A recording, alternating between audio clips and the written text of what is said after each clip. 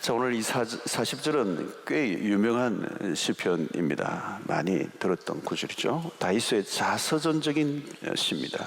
개인의 경험, 다윗의 개인의 경험이 잘 묻어나는 시라고 할 수가 있습니다. 그 개인적인 특별히 여러분 잘 아시는 것처럼 시편의 반 정도가 다윗이 기록한 시인데요. 다윗의 그 자신의 경험했던 세계가 아주 시로 고스란히 있습니다. 시는 이제 시로 읽어야 되죠. 또 시에는 또 여러 가지 그 시의 특성을 우리가 잘 이해하고 우리가 이제 살펴볼 필요가 있는데요. 오늘 우선 우리가 보기에는 다윗이 매우 위급한 순간에 빠져 있다는 것을 금방 알 수가 있습니다. 나를 기가 막힐 웅덩이와 수렁에서 건져 끌어올리시고, 나를 기가 막힐 웅덩이 그리고 수렁에서 끌어올리시고, 지금 이 팔레스타인의 곳은 이 물이 떨어지면서 바닥에 웅덩이가 만들어지고 거기에 침전토들이 이렇게 생성이 되면서 그 침전토라는 것은 이렇게 진흙 덩어리죠. 진흙 덩어리들이 이렇게 녹아져 있는 곳입니다. 그러니까 미끄러운 곳이죠. 미끄러운 곳입니다.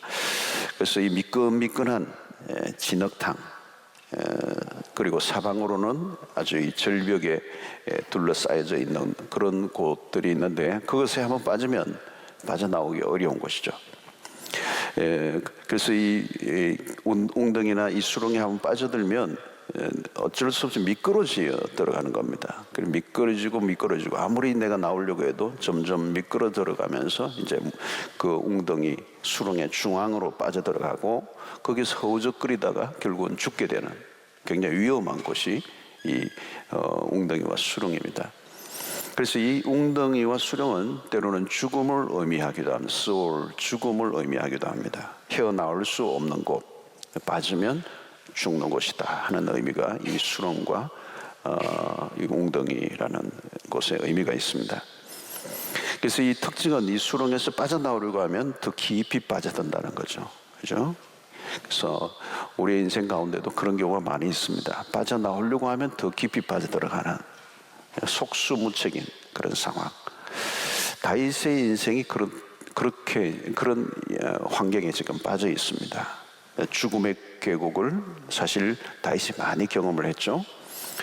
사울에게 쫓겨다닐 때도 그랬고, 특별히 아기스 왕에게 앞에서 미친 짓 하며 도망 나올 때, 아둘람 굴에 있을 때, 황무지로 숨어 지낼 때, 아들의 반란을 경험할 때, 다 사실 이런 웅덩이와 수렁에 빠져 있는 듯한 그런 경험을 했던 때입니다.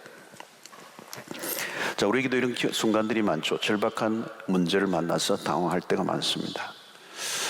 이때는 누구도 도와줄 수가 없고 또 도움이 되지 않는 상황입니다. 세운 손을 내밀어 보지만 도움이 안 되는 거예요. 그래서 이 웅덩이와 수렁을 헤어나올 수 있는 방법과 길은 전혀 없는 상황, 최악의 상황. 인간의 수단과 방법과 모든 걸 다 동원해도 해결될 수 없는 상황을 지금 다윗이 경험했고 그것을 시로 이렇게 표현을 하고 있습니다.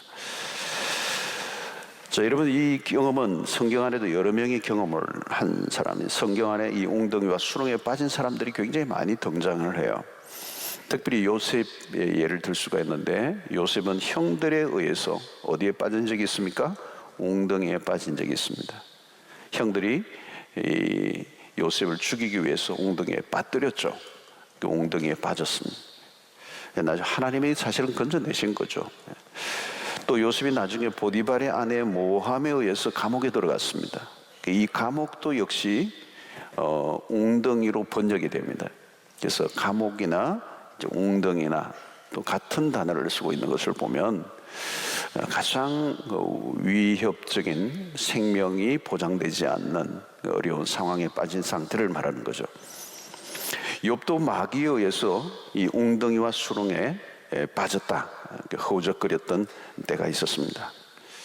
특별히 다윗은 이 웅덩이와 수렁에 빠져 있을 때 어떤 경험을 합니까?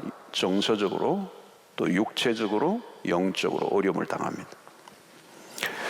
자, 오늘 본문을 보면 그냥 웅덩이와 수렁이가 아니에요. 기가 막힌 이런 기가 막힌 표현을 씁니다. 기가 막힌 웅덩이와 수렁이라고 해서. 자, 이 보로샤온이라는 단어를 쓰는데요. 이 기가 막히다는 것은 설명조차 할 수 없다는 겁니다. 설명이 안 되는 상황. 너무도 위급하고 절박하고 절망적이고 최악의 상황이다. 성도 여러분, 우리의 인생 가운데 누구나 이런 경험을 할 수가 있습니다. 웅덩이와 수렁에 빠져있는. 예. 사실 이런 곳은, 이런 상황은 우리가 예측하지 않은 상황에서 다가오는 것입니다. 이 웅덩이와 수렁에 빠지고 싶어서 빠진 사람은 없어요. 예측하지 않은 상황 속에서 갑자기 나도 모르게 찾아온 것이죠. 그래서 갑자기 웅덩이에 빠져버리는, 수렁에 빠져드는 것입니다. 그래서 나에게 일어나지 않을 줄 알았던, 나에게 그런 일이 일어날 것이라고 상상하지 못했던 일이 어느 날 갑자기 나에게 닥쳐오는 것. 아마 어떤 분은 오늘 자기 자신에게 이 문제가 찾아올 수도 있고요. 어떤 사람은 가족 중에 어떤 질병의 문제, 때로는 자녀의 문제로 인한 깊은 고통, 또 인간관계를 통하여 받는 아픔들, 아니면 여러 가지 어떤 문제들이 복합적으로 터져서 정신을 차리지 못할 정도로 밀려올 때 우리는 그것을 웅덩이다, 때로는 수렁이라고 얘기할 수가 있습니다. 자, 오늘 여기서 매우 중요한 것은 뭐냐면 스스로 구원해낼 수 없다, 스스로 거기서 빠져나올 수 없다는 것입니다. 다윗의 표현은 그거예요. 구원의 길을 내 안에서 찾아낼 수가 없어.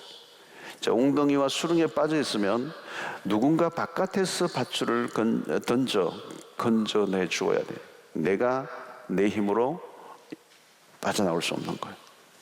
지금 다윗이 그런 상황에 빠져 있다는 겁니다. 지금 남으로서는 도무지 이 어려움에서 빠져나올 수 없는 상태에 놓였습니다. 이렇게 고백하고 있는 것입니다.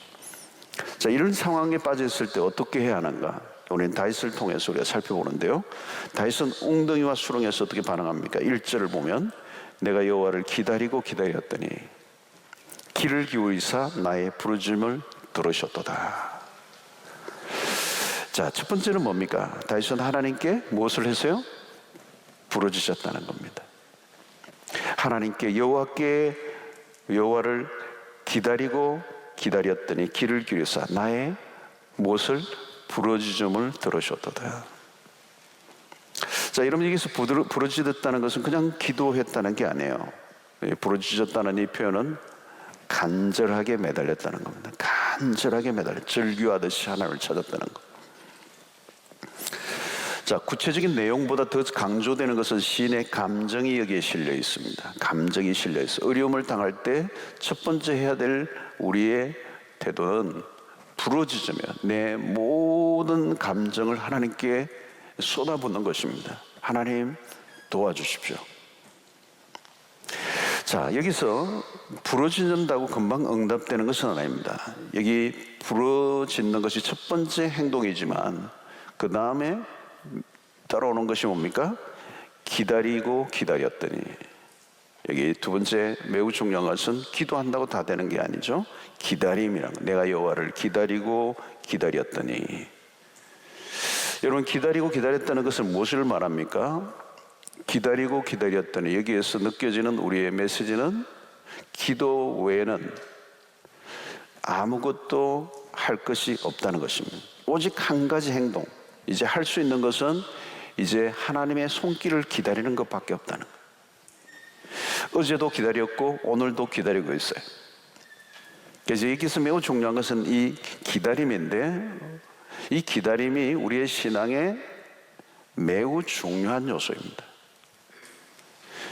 결코 하루아침에 갑자기 신앙이 자라가지 않아요. 이 기다림이라는 것은 시간이 필요하다는 것을 의미합니다. 성숙한 신앙은 이 시간의 흐름 속에서 서서히 만들어지죠. 기다림의 과정. 응답도 중요하지만 기다림의 과정도 응답 안에 들어가는. 여러분, 고난 중에는 기도하지 않을 사람이 없습니다. 그러나 끝까지 기다리는 것을 잘 못해요. 누가 끝까지 기다릴 수가 있습니까? 하나님에 대한 완전한 신뢰를 하는 사람. 나는 지금 죽을 지경인데 금방 문제가 해결되지 않아요. 여러분, 기도한다고 다 되는 게 아니잖아요. 금방 이루어지는 게 아니에요. 가장 힘든 작업은 기다리는 것입니다. 자, 오늘날 우리는 이 문화적으로 잘 못하는 것 중에 하나가 뭐냐면 기다리는 걸 잘 못해요. 대개는 우리 모두가 이미 조급증에 많이 걸려 있어요. 조급증. 오늘 이 문화 자체가 굉장히 조급한 문화예요. 특별히 한국은 더 그렇죠, 여러분. 이전에는 약속 시간에 상대편이 좀 늦게 와도 지그시 기다리고 있었어요. 오겠지. 그러면 시계나 보고 있고. 뭐 시계가 없을 때는 더 오래 기다렸을 거예요. 몇 시나 됐을까? 그죠? 요즘은 우리가 뭐예요? 핸드폰을 손에 쥐고 있어요. 휴대폰을. 그러니까 계속 확인을 하는 거예요. 어디쯤 왔노? 몇 번 기다려야 되노? 집에 간다이? 그죠? 기다리지를 못하는 거예요. 이게. 그죠? 이 문화 자체가, 우리의 문화가 시계를 만드는 때부터 우리는 시간이 쫓기기 시작했어요. 시계가 없을 때는 그런 게 없어요. 그 핸드폰이 만들어지면서 어때요? 우리는 순간적으로 모든 동선이 파악이 돼요. 그죠? 기다리지를 못하는 거죠. 기다리고 기다렸더니. 여러분, 오늘 시인의 이 표현은 매우 중요한 표현이에요. 기다리고 기다렸더니. 다윗은 얼마나 오랫동안 기다렸는지 모릅니다. 기름 부음을 받고 그 어린 시절에 이새의 아들로서 말째, 8째로 나서 그 사무엘 선지자로부터 왕으로의 기름 부음을 받은 거잖아요. 근데 오랜 세월이 걸려요. 기름 부음을 받았다고 왕이 된 게 아니에요. 어떻게 보면 겉으로 보면 기름 부음을 받은 이후부터 인생이 꼬인 것입니다. 굉장히 험난한 길로 가는 거예요. 왕이 되는 것은 고사하고 전혀 반대되는 상황으로 몰려가는 듯한 삶을 경험했습니다. 어떤 때는 하나님이 계시지 않은 것 같은 그런 상황 속에 내몰렸습니다. 그래서 아기스 왕 앞에서 미친 채 하는 그런 모습들 속에서는 겨우 살아나기 위해서 버틸 정도로 생명이 사울 앞에서도 총각에 이르게 되었던 순간이 한두 번이 아니었어요. 여러분, 아주 어려운 일을 만났을 때는 마음이 다급해져요. 시간 싸움이죠. 시간이 굉장히 촉박해지고 마음이 급해집니다. 근데 대체적으로 우리가 느끼는 것은 하나님은 서두르시지 않은 것처럼 보일 때가 있어요. 난 너무 시급한데 하나님은 너무 느긋하시나. 기다릴 때 때로는 하나님에 대한 오해가 생길 때가 있습니다. 왜 이렇게 오랫동안 얘가 타도록 하시는가, 하나님이. 하나님 왜 내 마음같이 행동해 주지 않으시는가? 여러분, 우리가 아주 중요한 성경 구절이 하나 있는데요, 이사야 55장 8절의 말씀입니다. 이는 내 생각이 너희의 생각과 다르며 내 길은 너희의 길과 다름이니라. 여호와의 말씀이니라. 이 굉장히 엄중한 말씀을 하신 거예요. 내 생각이 너희 생각하고 다르다. 내 길은 너희의 길과 다르다. 여러분, 하나님이 하시는 일이 이해가 안 되는 것은 당연합니다. 하나님은 당장 우리의 기분을 좋게 해주는 것에 초점을 맞추지 않아요. 하나님은 당장 위기에 모면해 주시는 분이 아니에요. 우리가 생각하기에는 이쯤이면 응답하시고 어려움이 끝이 나야 한다고 생각하는데 고난이 계속되는 거죠. 그래서 우리가 생각하기에는 하나님, 이 정도면 충분합니다. 이제 끝내시죠. 우리 생각이에요. 그러니까 하나님은 대부분 우리가 끝이라고 생각하는 그 지점에서 하나님은 한참 더 가세요. 우리가 끝이라는 생각하는 시간과 하나님이 끝이라고 하는 생각의 차이가 있어요. 우리는 고난이 끝나는 것에 초점을 맞춥니다. 이 고난이 빨리 끝나기를.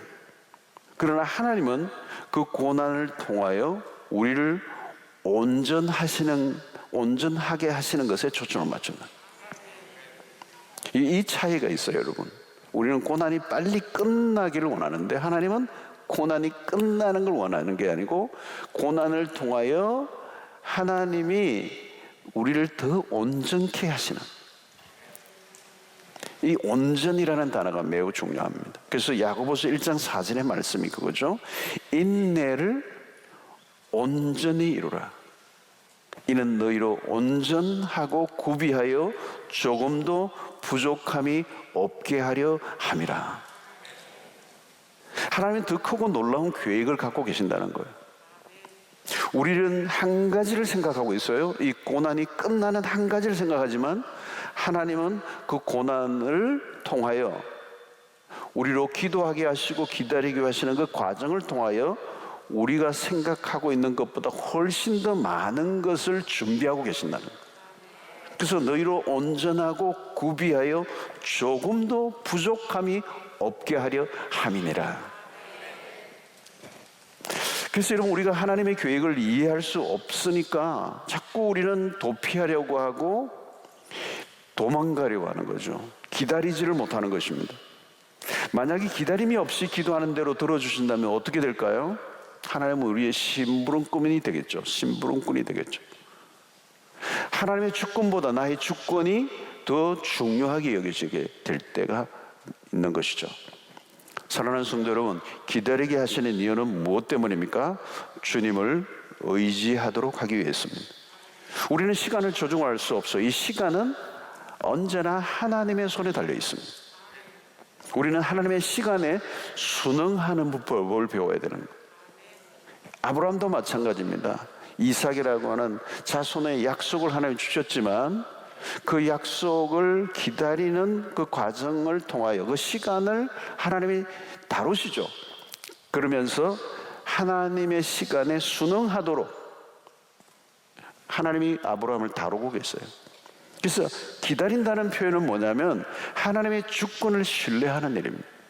하나님이 주권을, 하나님의 통치를 믿는 것. 무턱대고 기다리는 것을 우리는 믿음이라고 말하지 않아요.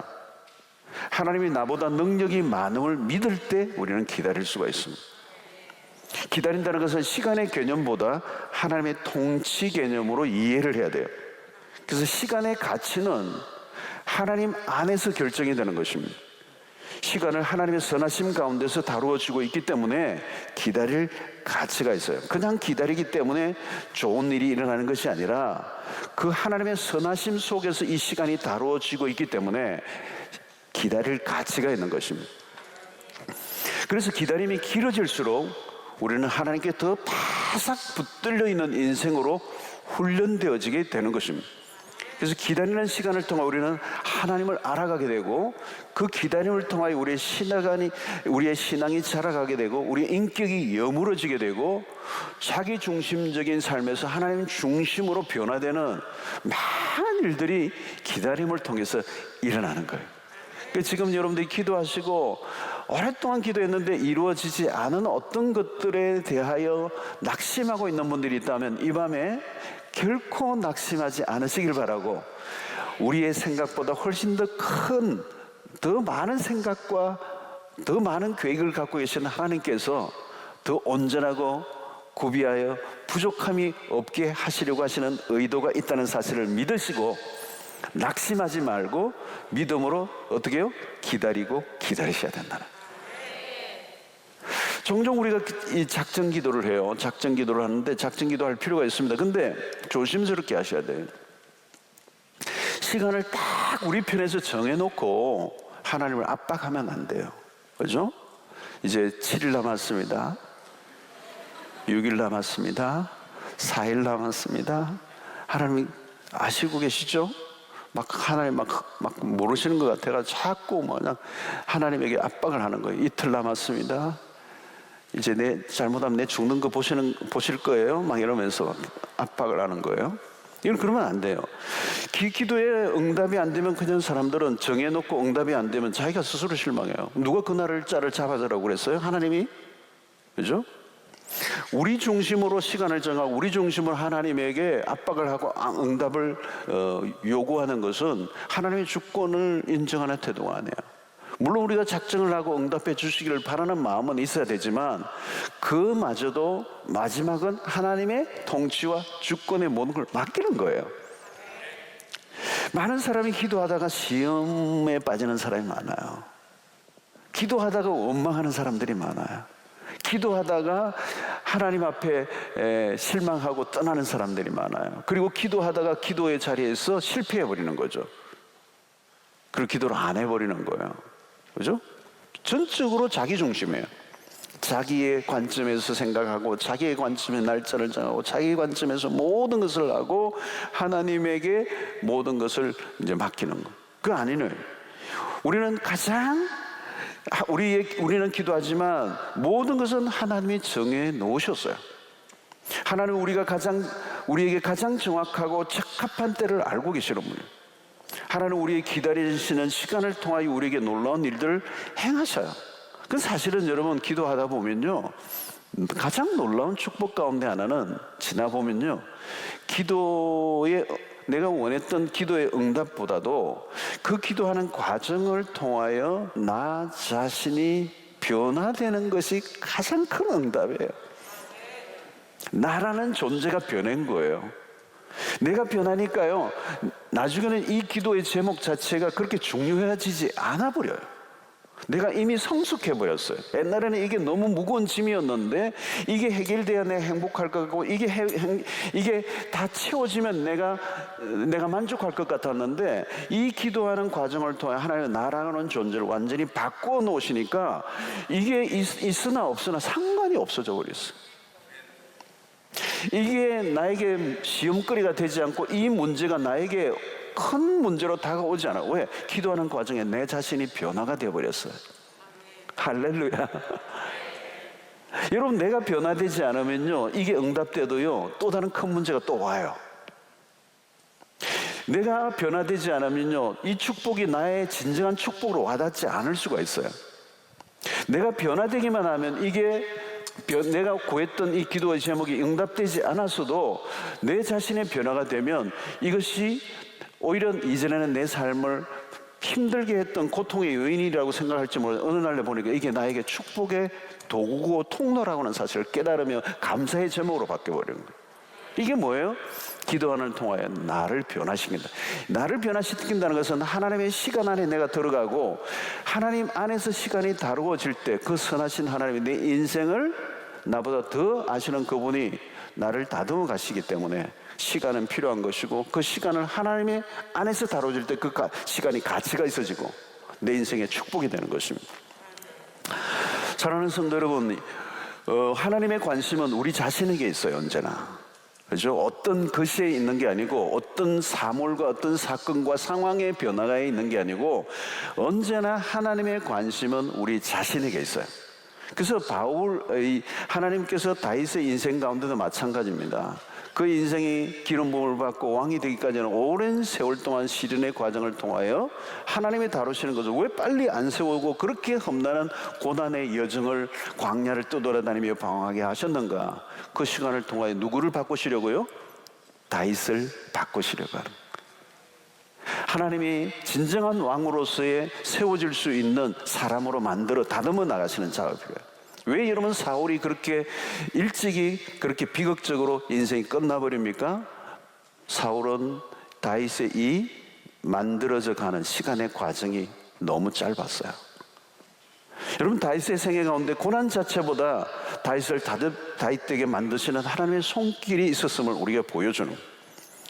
자, 기다리고 기다렸더니 사랑하는 성도 여러분, 오늘 우리의 기도의 자리에서 때로는 5년, 10년, 20년 어쩌면 내가 사는 날들 동안에 끊임없이 기도하게 하실지도 몰라요. 믿음의 삶을 살아가는데 우리에게 기도의 제목이 없는 날이 있나요? 없어요. 어떻게 하나님은 기도의 제목이 하나 없어지면 또 주세요.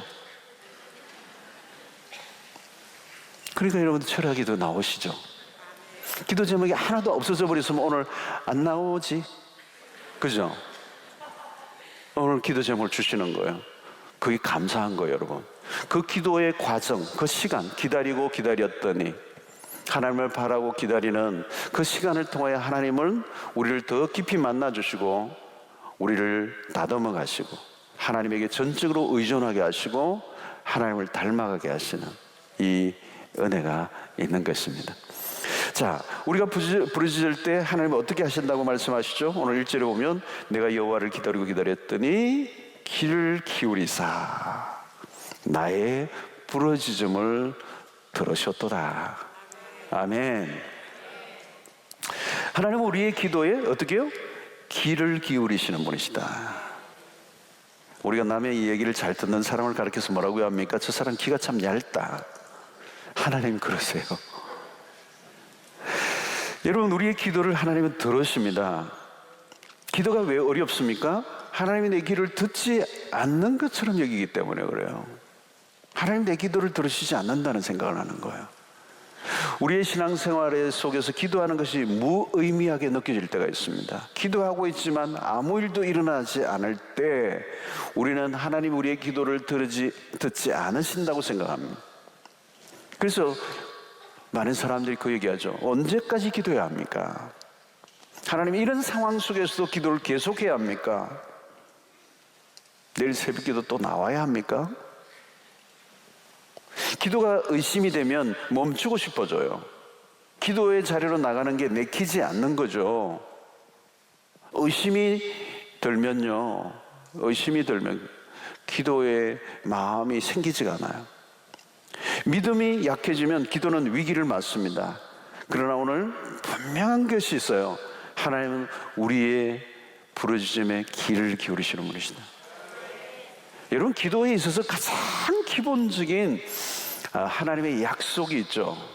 그게 성경 마태복음 7장에도 있고 누가복음 11장에도 있어요. 11장 9절을 우리가 보면, 누가복음을 보면 또 내가 너에게 이르노니 구하라 그러면 너에게 주실 것이요 찾으라 그러면 찾아낼 것이요 문을 두드리라 그러면 너에게 열릴 것이니. 자, 이러면 이게 기도에 관련된 가장 보편적인, 가장 기본적인 하나님의 마음을 우리에게 소개한 구절이에요. 구하라 그리하면 너에게 주실 것이요. 여러분, 여기에서 우리는 조금 더 흔들리지 말아야 돼요. 우리가 기도하면 들으십니다. 하나님은 우리의 기도에 언제나 귀를 기울이신다는 이 믿음이 있다면 기도 생활은 달라져요. 하나님이 귀가 밝으신 분이십니다. 하나님이 만약 우리의 기도를 들으지 못하신다면 지금 우리의 삶이 존재했을까요? 오늘 우리가 지금 존재하고 있는 것은 하나님이 우리의 부르짖음에 귀를 기울이셨기 때문에 오늘 지금 우리가 여기에 있는 거예요, 여러분. 하나님이 우리의 기도를 들어주시지 않는다면 우리는 여기에 존재할 수가 없어요.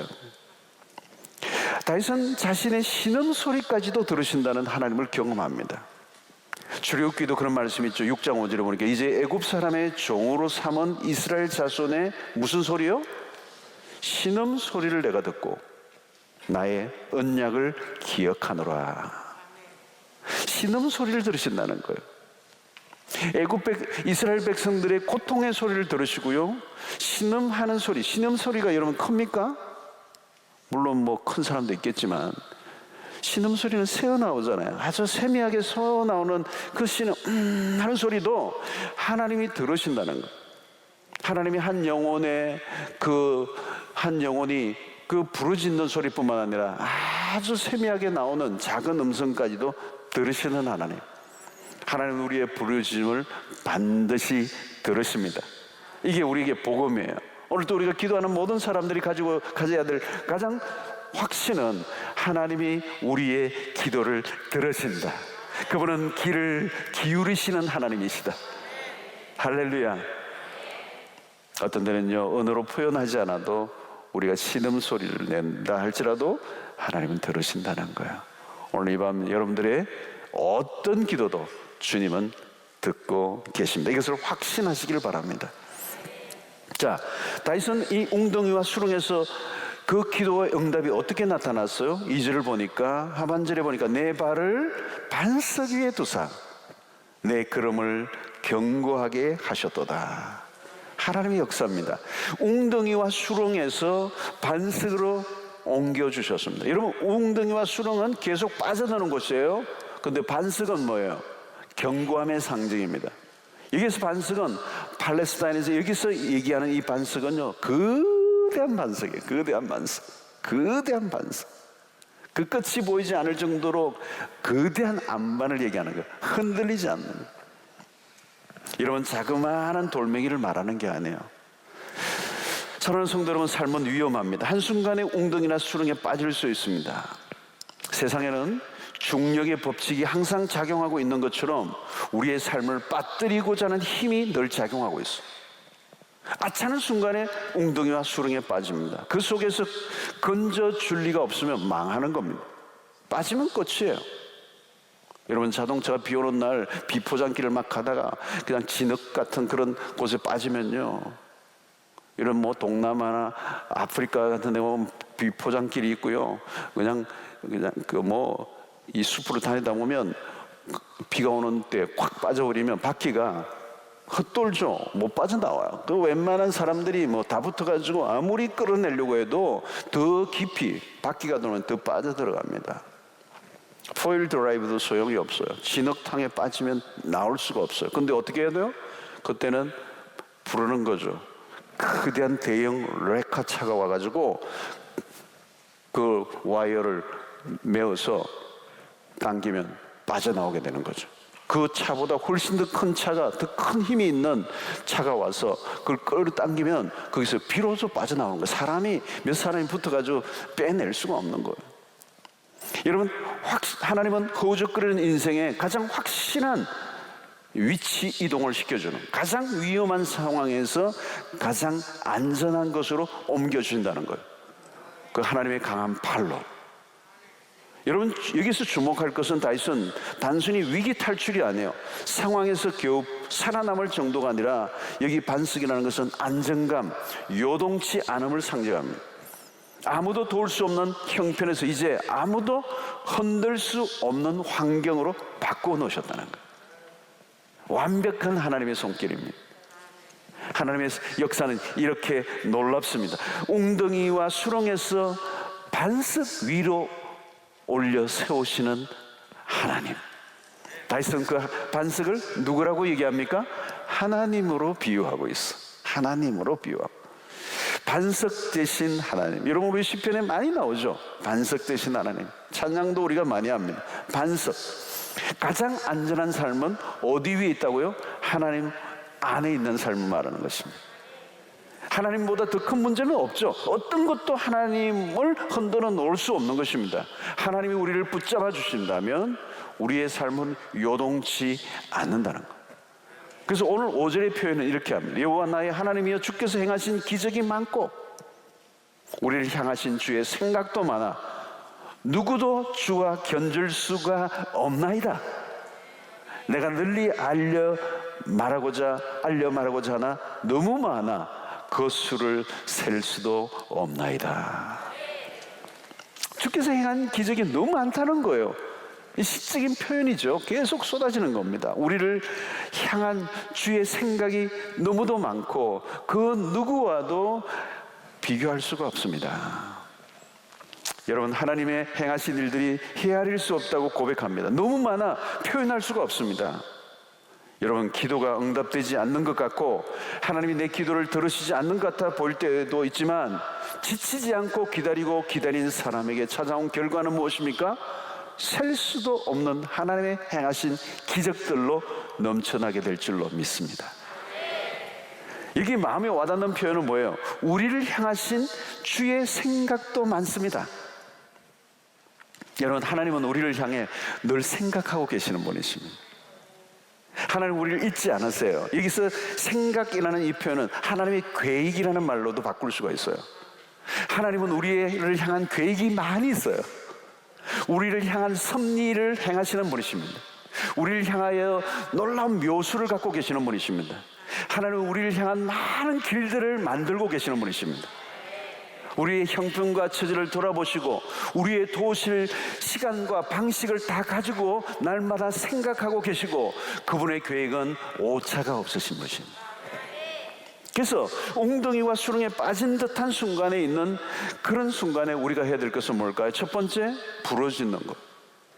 두 번째는요, 기다리는 것입니다.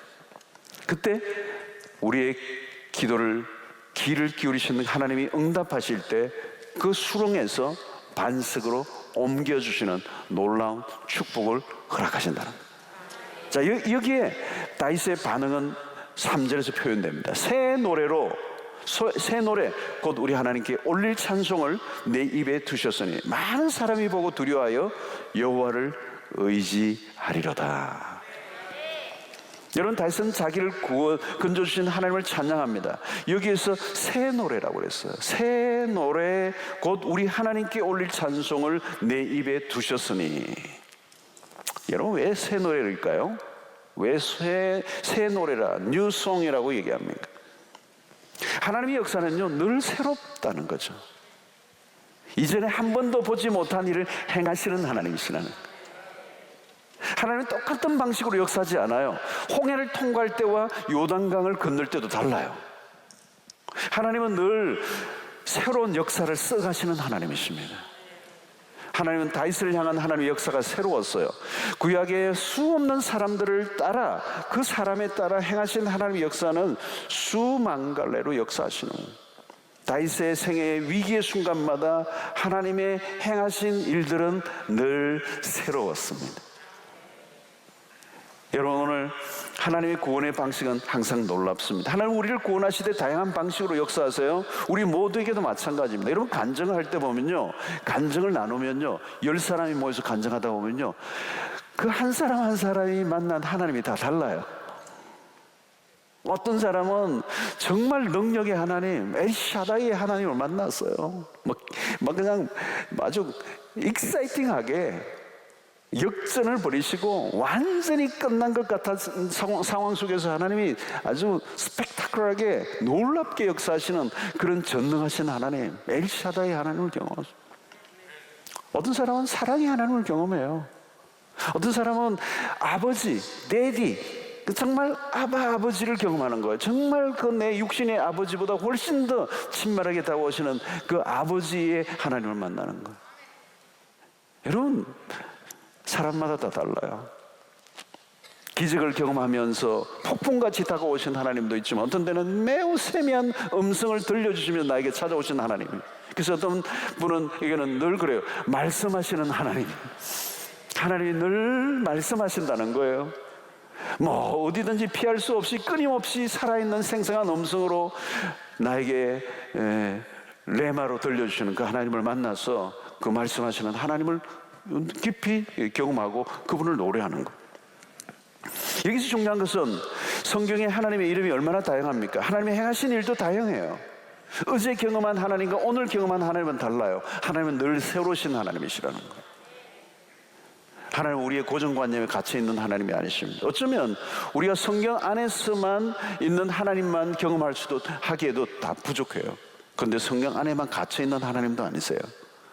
성경에서 표현할 수 없는, 인간의 언어로 표현할 수 없는 우리의 인간의 지성으로 내 바깥에 있는 하나님, 그 하나님은 셀 수 없고 헤아릴 수 없고 견줄 수 없는 하나님이십니다. 그래서 오늘 그 하나님의 놀라운 이야기를 만들어내시기 때문에 우리는 그 사람들마다 모두가 뭐를 갖고 있어요? 뉴송, 새 노래를 가지고 있다는 거예요. 사랑하는 성도 여러분, 이 새 노래는 누구에게 초점을 맞추고 있습니까? 하나님에게 초점을 맞추고 있어요. 하나님 우리에게 새 노래를 듣고 싶어 하십니다.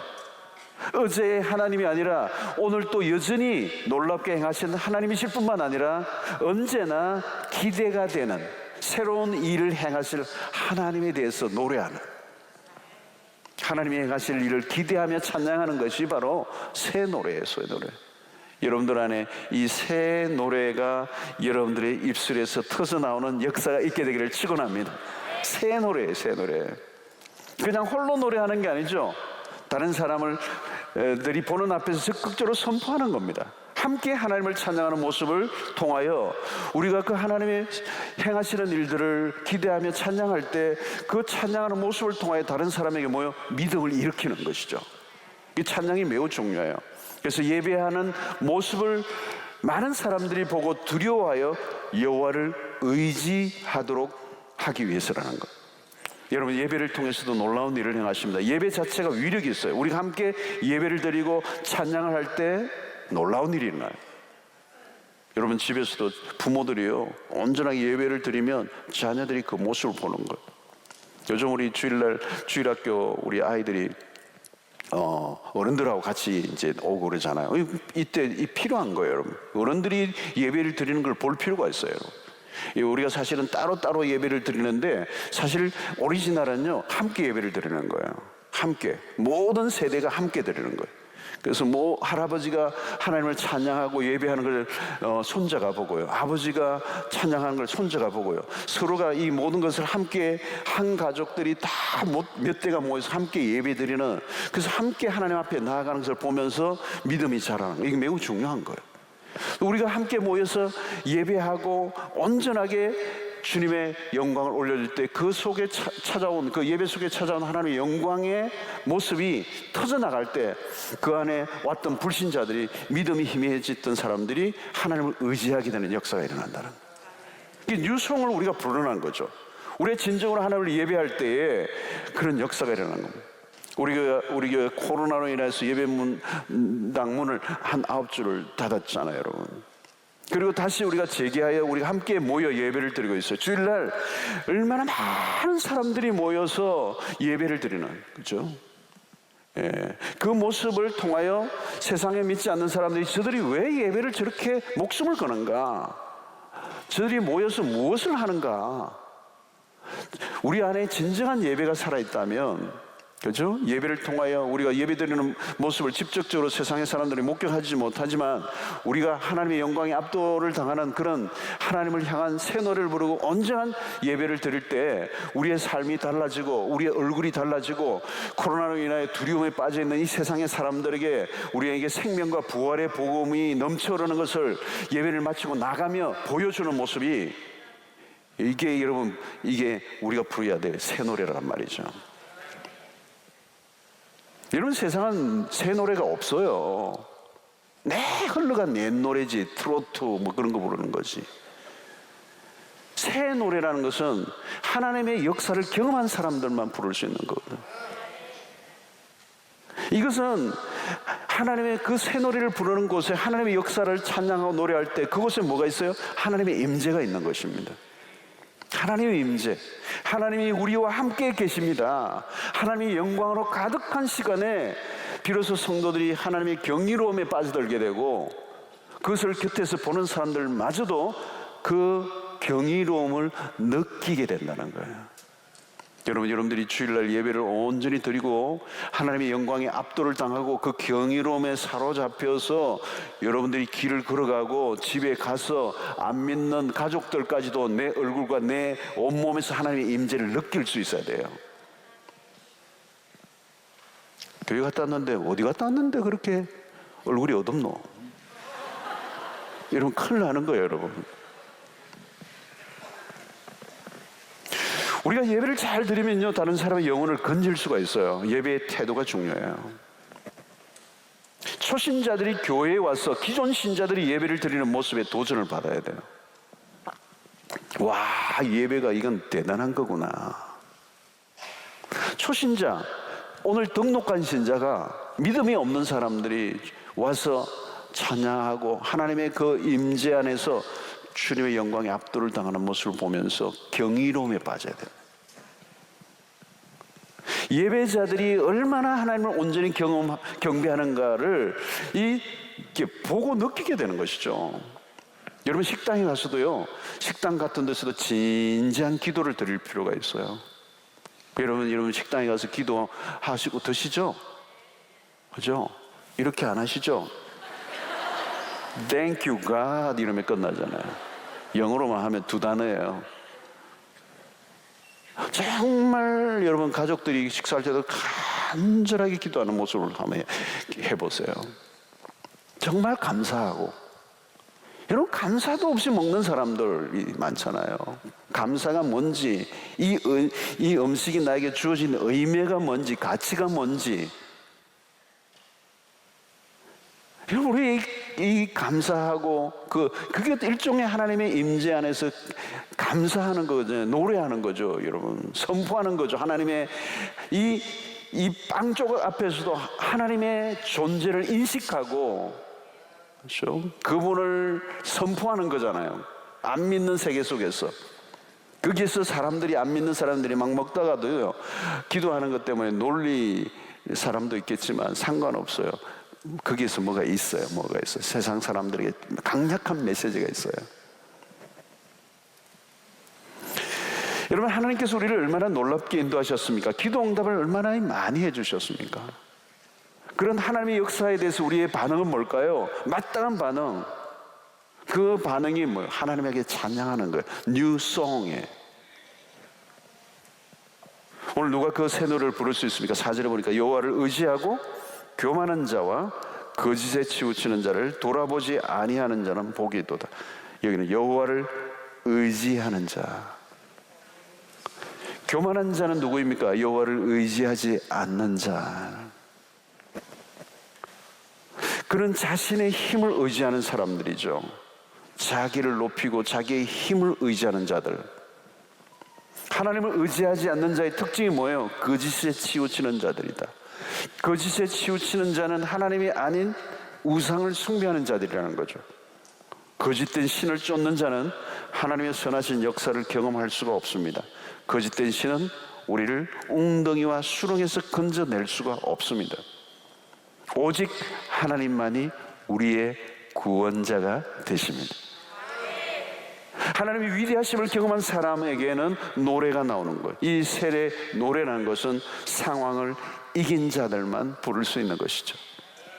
새 노래는 승리에 대한 축하예요. 하나님이 행하신 일에 대한 선포가 새 노래입니다. 하나님은 우리에게 새 노래를 부르게 하십니다. 이 새 노래는 성도들만 부를 수 있는 거예요. 여러분, 이 코로나로 인해서 요즘 얼마나 세상이 어두워요, 여러분. 그죠? 어두워요. 세상이 할 수 있는 것은 세상에도 노래를 부르죠, 그죠? 요즘 미스터 트롯이 그렇게 막 인기를 얻었다고 그래요. 이 코로나 때 얻었던 그게 인기가 올라간 거라고 그래요. 근데 사실은 그 백성들이 귀를 기울일 게 그거밖에 없는 거예요, 실제로. 그죠? 여러분, 우리에게는 그런 노래가 아니에요. 뉴송이에요. 이 뉴자가 붙는 게 중요해요. 우리는 과거에도 역사하셨던 하나님, 현재도 역사하실 뿐만 아니라 날마다 새롭게 새 일을 행하시는 하나님을 기대하며 우리는 노래를 불러요. 그래서 때로는 우리의 현실이, 삶이 내가 생각하는 만큼 이루어지지 않아도 하나님은 반드시 내일, 미래에 또 다른 우리가 알 수 없는 something special을 행하실 것을 믿기 때문에 우리는 노래를 하는 것입니다. 그분을 찬양하는 것입니다. 이 새 노래는 어디에 초점을 맞추는 것입니까? 하나님에게 초점을 맞추는 것이고, 두 번째는 뭐예요? 미래에 초점을 맞추는 거예요. 그래서 오늘 상황은 참으로 암담하고 아무것도 보이지 않는 것 같아도 하나님은 놀라운 일을 반드시 행하실 것을 믿습니다. 이게 새 노래를 부르는 자들이에요. 자, 오늘 이 본문 속에서 우리는 기가 막힐 웅덩이와 수렁에 빠져있는 다윗의 인생이 그랬다는 거예요. 오늘 우리가 이런 시대를 살고 있습니다. 절망의 시대예요. 사실 수렁과 이 웅덩이에 빠지면 답이 없습니다. 오늘 또 많은 분들이 오늘 이 코로나 시대를 지나면서 어려움에 빠져 있어요. 진퇴양난에 빠져 있어요. 사면초가예요. 답이 보이지 않습니다. 내 힘으로는 도무지 이겨낼 길이 없는 아주 험악한 위기의 상황을 맞이한 분들이 많습니다. 어쩌면 앞으로 또 그런 일들이 닥쳐올지도 모르겠어요. 그래서 많은 사람들은 절망할 수밖에 없어요. 내 힘으로 스스로 건져낼 길이 없는. 여기에서 여러분, 오늘 핵심은 뭘까요? 반드시 바깥에서 누군가 도와줘야 될 상황이에요. 그러나 여러분, 누구에게도 손을 내밀어도 나를 건져낼 줄 수 있는 사람은 아무도 없어요. 내가 가지고 있는 연줄과 내가 알고 있는 많은 인맥을 동원해서 구원을 요청해도 그들도 수렁에 빠져 있어요. 그들도 웅덩이에 빠져 있어요. 그들도 스스로의 문제에 빠져서 해결할 길이 없어요. 여러분, 가만히 생각해 보세요. 나의 도움이 될 것 같아서 누구에게 도움을 요청해 보세요. 그도 지금 힘들어 있어요. 여러분, 이 수렁에서 자칫 누구를 도와주려고 도와준다 한 달 잘지라도 같이 죽어요. 여러분, 어떤 데는 도울 수가 없어요. 오늘 이 웅덩이와 수렁에서 건져낼 수 있는 오직 한 분은 하나님밖에 없어. 그분만이 우리의 구원자이십니다. 사랑하는 성도 여러분, 그래서 우리가 어떻게 해야 돼요? 그분을 향하여 부르짖는 것입니다. 부르짖을 때 우리는 낙심할 수가 있어요. 그러나 여러분, 낙심하지 마세요. 하나님은 반드시 우리의 부르짖음에 귀를 기울이시는 분이시죠.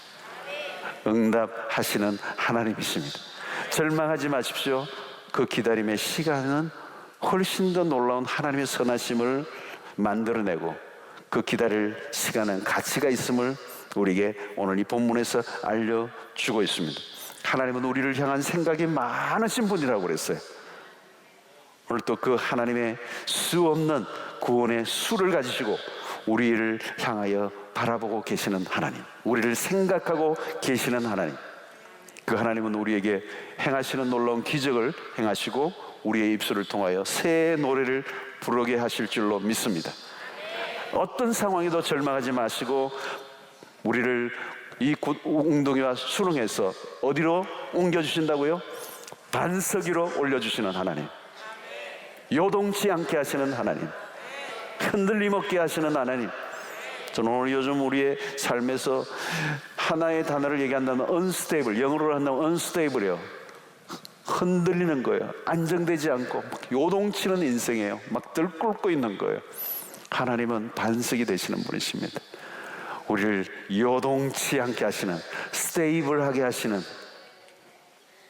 안정감을 누리게 하시는 그 은혜를 누리게 하실 줄로 믿습니다. 온 세상이 흔들어도 우리는 그 반석 되신 하나님 안에서 요동치 아니하리로다. 이 삶을 살아가는 여러분들 되시기를 주의 이름으로 축원합니다.